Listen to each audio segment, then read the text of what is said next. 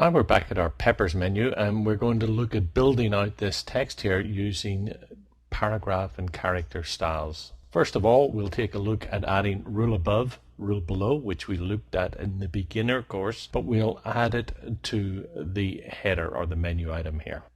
So let me zoom in here a little bit up at the top here and select this text, and the font that we use here is Blackadder. So let me choose it. There it is, regular, it only has one weight, and we'll come up here and we'll change the font size to, let's go up to 18, and we'll maybe choose 24-point leading there. And let's come over, and as we've got the basics, we can just come over and create a new style, double click, and we'll call this one menu item, like that.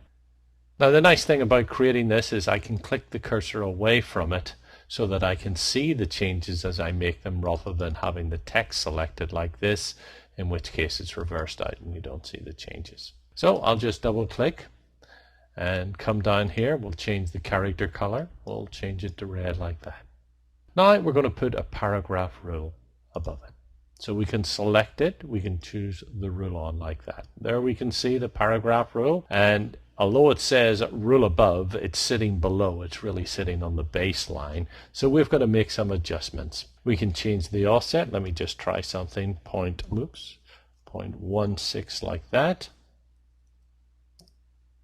I'll hit the tab key, that way we get a preview, and we're going to have to sneak it up a little bit here, maybe to 0.2. And there it's sitting pretty well. We can change the color like that to the olive color that we like to use here. One thing I like to choose is this keep in frame, and that way it doesn't float out of the frame. We can't see the frame here because we're in preview mode, but if we were in normal mode we'd see the frame, and what it does is it forces any line above to stay in it, and we want to have it the width of the text like that. So now this is built into the style. We can apply it to everything.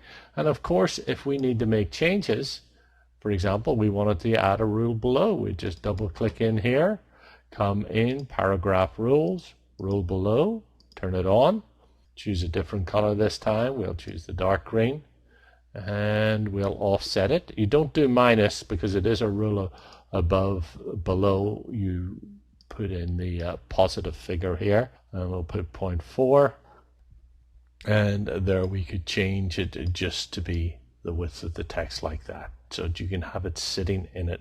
Indents and spacing, these are all features we've come across before, either in this tutorial or the beginner tutorial, so there's nothing really new here. I'm just showing you them in the context of the styles. Click on OK, and then it's ready to apply to all our other styles like this. However, I'm not going to do that because we're going to use the next style feature at the end after we do all this to apply it to everything at once. Now in the next movie we're going to take a look at some basics of character styles.